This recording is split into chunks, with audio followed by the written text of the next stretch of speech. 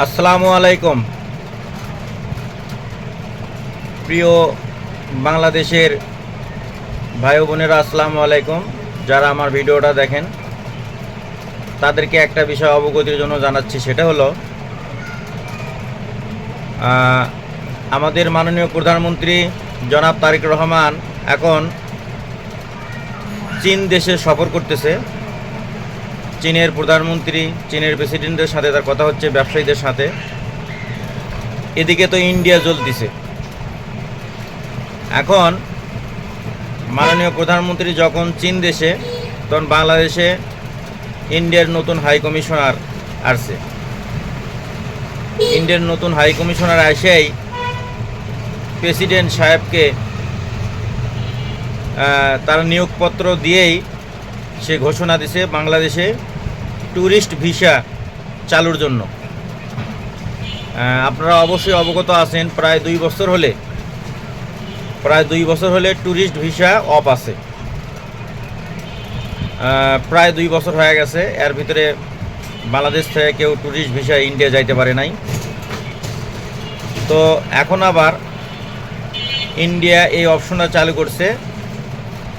যারা ট্যুরিস্ট ভিসায় ইন্ডিয়াতে যাইতো ঘুরতে ফিরতে, বা অনেক সময় ট্যুরিস্ট ভিসা নিয়ে চিকিৎসার জন্য যাইতো, সেই ভিসাটা ইন্ডিয়া আবার 28 তারিখ থেকে, এই মাসে 28 তারিখ থেকে চালু করেছে।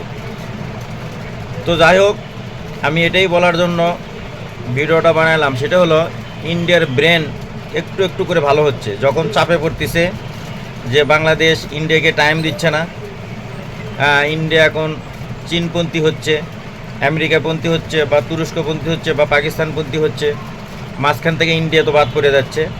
ইন্ডিয়া বাধ্য হয়ে এখন ধীরে ধীরে বাংলাদেশ সরকারের সাথে, বাংলাদেশের জনগণের সাথে একটা সম্পর্ক তৈরি করার জন্য চেষ্টা করতেছে।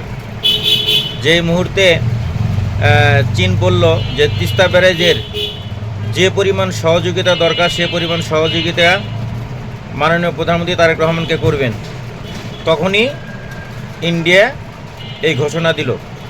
তো যাই হোক, আমি এইটুকুই বলবো, ইন্ডিয়ার সাথে যে সম্পর্ক অবনতি হয়েছে বাংলাদেশের জনগণের, এটা ইন্ডিয়ার কারণে হয়েছে। অবশ্যই ইন্ডিয়া মাথায় নিয়ে তারা অবশ্যই তাদের ভুল ভ্রান্তি শুধরে বাংলাদেশের জনগণের সাথে, বাংলাদেশ সরকারের সাথে আবার সম্পর্ক গড়াবে, এই আশায় আমি রাখি ইন্ডিয়ার কাছে। আমাদের প্রতি যারা অন্যায় করেছে, বিশেষ করে ইন্ডিয়া, তাদেরকে বলবো, বাবুরা, দাদারা, তোমরা এই অন্যায় করে পার পাবা না। আমরা বাঙালি মুসলমান, অতএব আমাদের ইমান আকলাকের সাথে তোমরা পারবা না। অতএব তোমরা আমাদের সাথে সুসম্পর্ক রাখার চেষ্টা করো। তো এই বলেই শেষ করছি আজকের ভিডিওটি। গাইস, ভালো থাকবেন। আসসালামু আলাইকুম ওয়া রাহমাতুল্লাহ।